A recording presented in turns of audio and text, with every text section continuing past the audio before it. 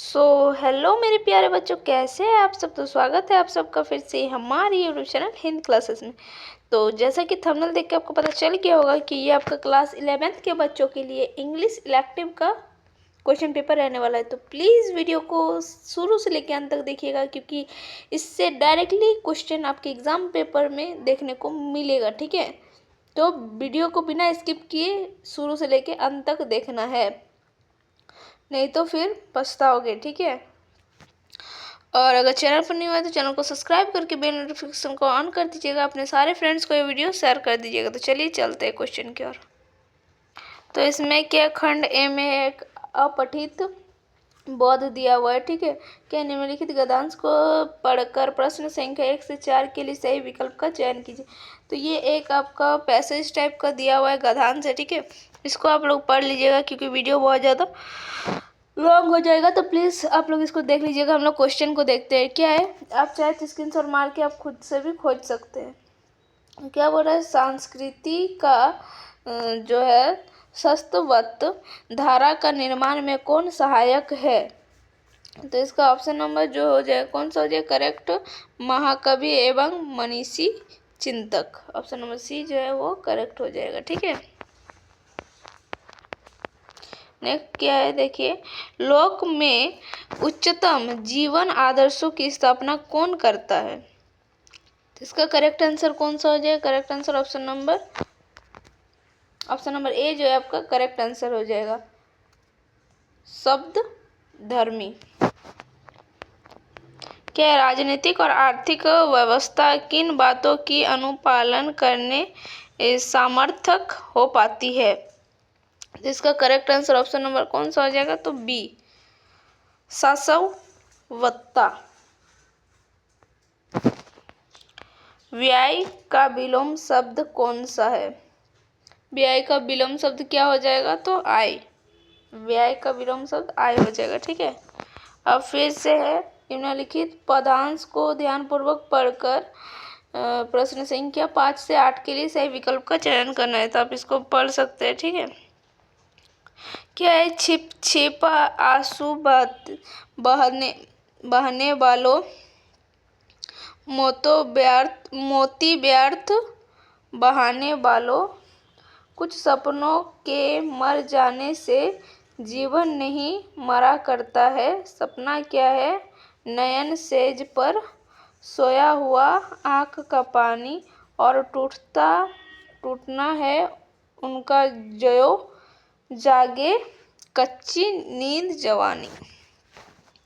गीली उम्र बनाने वालों, डूबे बिना नहाने वालों, कुछ पानी के बह जाने से सावन नहीं मरा करता है।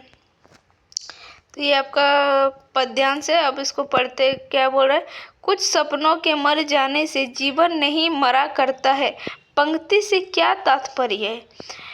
ये जो पंक्ति मतलब जो है, इससे क्या समझते हैं आप, आपसे पूछा ये जा रहा है। ठीक है, तो कुछ आशाएं पूरी ना भी हो तो भी जीवन नष्ट नहीं होता है। इसका अर्थ क्या है, यही है कि कुछ सपनों के मर जाने से या कुछ आशाएं जो है वो पूरी ना होने से पूरा जीवन, तो हम ये तो नहीं बोल सकते कि जीवन व्यर्थ है ना। जीवन तो नष्ट तो नहीं हो जाता है ना। तो वही बात कही है।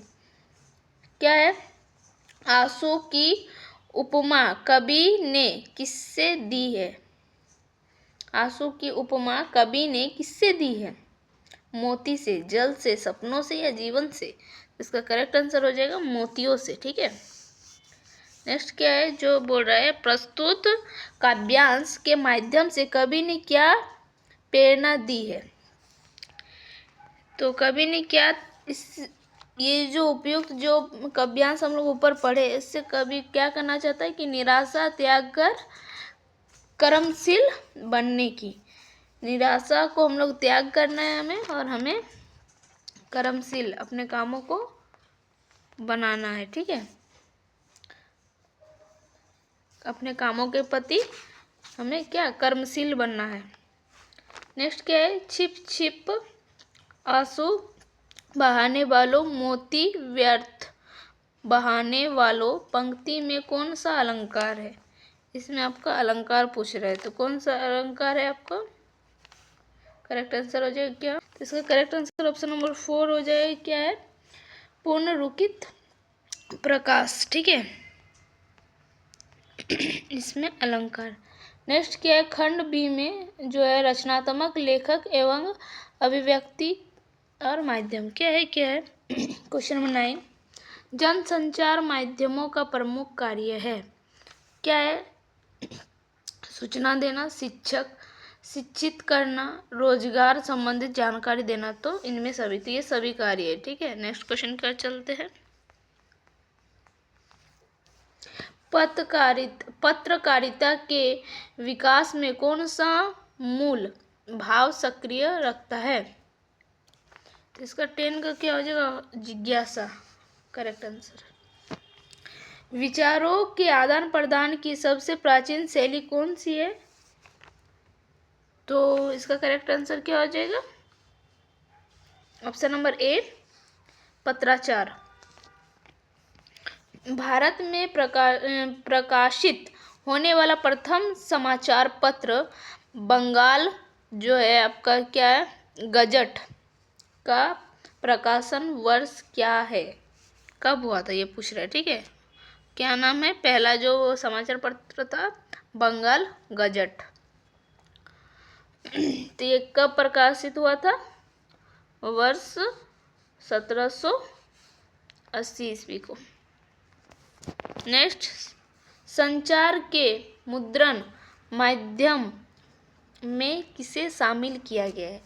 संचार के मुद्रण माध्यम को संचार के मुद्रण माध्यम में किसे शामिल किया गया है, ये पूछ रहा है आपसे। तो समाचार पत्र को, पत्रिकाएं को, या तो ये सभी। तो ये क्या हो जाएगा? ये सभी हो जाएगा। नेक्स्ट क्वेश्चन नंबर 14 क्या है? संपादकीय किसके द्वारा लिखा गया है? तो ये किसके द्वारा लिखा गया है? इसका करेक्ट आंसर संपादक के द्वारा लिखा गया है। फीचर में तथ्यों की प्रस्तुति का ढंग होता है। तो इसका करेक्ट आंसर कौन सा हो जाएगा? 15 का ऑप्शन नंबर 3, मनोरंजन। क्या हो जाएगा करेक्ट? मनोरंजन। नेक्स्ट क्वेश्चन क्या चलते हैं। औपचारिक पत्र में किन पत्रों को शामिल किया जाता है? तो संपादकीय के नाम पत्र, या शिकायती पत्र, या व्यावसायिक पत्र, या इनमें सभी। तो इसका करेक्ट आंसर क्या हो जाएगा? इनमें सभी। ये सभी जो है औपचारिक पत्र का उदाहरण है। नेक्स्ट क्या है? रिमाइंडर को हिंदी में क्या कहते हैं? इसको बोल रहा है रिमाइंडर जो है उसको हिंदी में क्या कहते हैं? तो इसका correct answer option number C हो जाएगा। क्या? ऑप्शन नंबर 3, अनुस्मारक। ठीक है, नोटिस को हिंदी में क्या कहते हैं? तो नोटिस को हिंदी में क्या कहा जाता है? सूचना। क्या कहते हैं? तो सूचना। ये सब आपको याद रखना है। खंड सी में हम लोग देखेंगे पाठ्य पुस्तक से। ठीक है, तो अब चलिए डायरेक्ट क्वेश्चन क्या हो जाता है। प्रस्तुत, ये कुछ लाइन दिया है, पंक्तियाँ। तो बोल रहा है प्रस्तुत पंक्तियाँ के कवि है। तो ये जो है ये, तो इसको किसने लिखा है? तो सूरदास ने। ठीक है, नेक्स्ट क्वेश्चन क्या चलते हैं। प्रस्तुत काव्यांश का भाषा क्या है? तो ये जो काव्यांश है उसका क्या भाषा, ये पूछा जा रहा है आपसे। ठीक है, तो ब्रज भाषा है। क्या है? ब्रज भाषा। किसे एक पाँव पर खड़ा करके रखा जाता है? तो गोपाल को। किसको? गोपाल को। नंदलाला को कौन नचाता है? नंदलाला को कौन नचाता है? तो मुरली नचाता है। ऑप्शन नंबर सी जो है करेक्ट हो जाएगा। क्या नेक्स्ट क्वेश्चन क्या है? बोरत तोय बोरियो पे नचौत बनो नहीं, पंक्ति में किस त्योहार का वर्णन है? तो बोल रहा ये जो पंक्ति है, बोरत तो बोरियो पे निचोरत बनो नहीं, पंक्ति में किस त्योहार का वर्णन है? तो इसमें होली का वर्णन किया गया है ये पंक्ति में। नेक्स्ट क्या है? झरी झरी झिनी झिनी बूंद है प्रति मानो में, झरी झरी में कौन सा अलंकार है? झरी झरी में कौन सा अलंकार है, ये आपसे पूछा जा रहा है। तो इसका करेक्ट आंसर क्या हो जाएगा आपका? Option number A. नेक्स्ट इसका question correct answer option number A हो जाएगा। नेक्स्ट क्वेश्चन की ओर बढ़ते हैं। प्रकृति का सुकुमार कवि किन्हें कहा जाता है? तो इसका करेक्ट आंसर हो जाएगा option number A, Sumitranandan Pant. क्या है? संध्या के बाद कविता का मूल स्वर क्या है? तो इसका correct answer option number C, ग्रामीण जीवन की सामाजिक यथार्थ। बादल को घेरते देखा है के कवि कौन है? तो इसका करेक्ट आंसर क्या हो जाएगा? Option number B, Nagarjun. Next question की ओर चलते हैं। क्वेश्चन नंबर 28 क्या है? प्रस्तुत पंक्तियाँ किन पाठ से ली गई हुई है? तो ये आपके कुछ पंक्तियाँ दिया गया है, ठीक है, ऊपर आप चाहे तो पढ़ लीजिएगा। क्या निम्नलिखित गद्यांश को ध्यानपूर्वक पढ़कर प्रश्न संख्या 28 से 31 के लिए सही विकल्प का चयन करना है। तो आप इसको देख लीजिएगा। तो बोल रहा है ये जो पंक्तियाँ है किस पाठ से लिया गया है? तो इसका करेक्ट आंसर कौन सा हो जाएगा? दोपहर का भोजन, ठीक है, दोपहर का भोजन से लिया गया है। नेक्स्ट क्वेश्चन की ओर चलते हैं। क्वेश्चन नंबर आपका ये क्या बोला? ये तो हो गया था आपका, ठीक है। क्वेश्चन नंबर 29, विभाग की कलरकी से किनकी छटनी हुई है? तो इसका जो 29 का जो क्वेश्चन का आंसर हो जाएगा ऑप्शन नंबर ए हो जाएगा। क्या है? Munshi Chandrika Prasad. Option number A जो है करेक्ट हो जाएगा। क्या है? आंगन की अलगनी पर कई पाबंद लगे एक गंदी साड़ी टंगी थी, यह किसकी साड़ी की बात कही गई? यहाँ जो है किसकी साड़ी की बात की गई है? तो 30 का क्या हो जाएगा? ऑप्शन नंबर सी जो है सिद्धेश्वरी की, ठीक है। नेक्स्ट क्वेश्चन क्या है? Question number 31। अब क्वेश्चन नंबर 31 देखने वाले हैं हम लोग, ठीक है। क्या है? प्रस्तुत पंक्तियाँ के लेखक कौन है? तो इनका जो है इनका लेखक का नाम पूछ रहा है, तो इसका कौन सा हो जाएगा? अमरकांत। ऑप्शन नंबर ए जो 2 जो है वो करेक्ट हो जाए। नेक्स्ट क्वेश्चन के टॉर्च बेचने वाले जो वायदे के जो है मुताबिक कितने साल बाद उस जगह पहुंचता जहां उसे दोस्त से मिलना था? जो टॉर्च बेचने वाला जो वायदे की जो मुलाकात कितने साल बाद उस जगह पहुंचना था शायद जहां उसे दोस्त से मिलना था, ठीक है। तो इसका करेक्ट आंसर क्या हो जाएगा? ऑप्शन नंबर 4 मतलब 5 साल।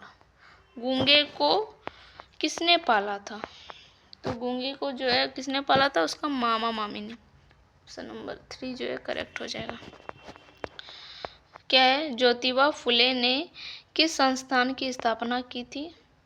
तो ज्योतिबा फुले ने किस संस्थान की स्थापना की थी? तो सत्य शोधक समाज का, ठीक है। ऑप्शन नंबर 3 जो है वो करेक्ट हो जाएगा। उनकी माँ किस विधा की रचना है? उनकी माँ ये जो है वो बोल रहा है किस विधा की रचना है? ये कहानी है, निबंध है, या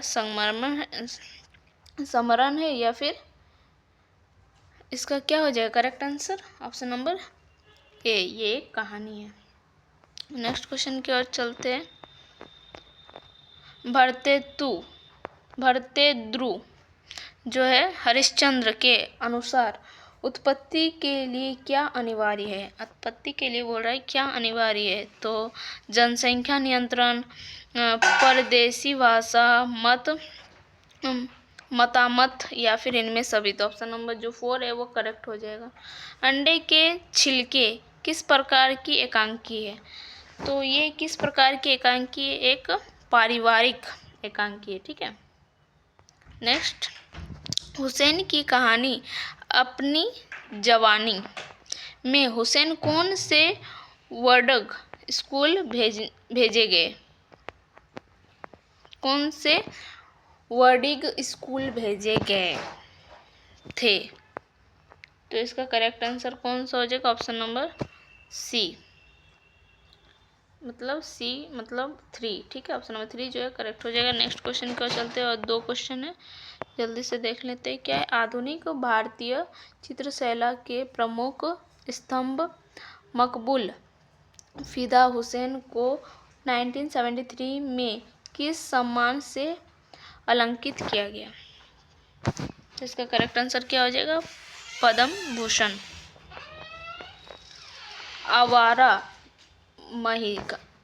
आवारा मसीहा किस विधा की रचना है?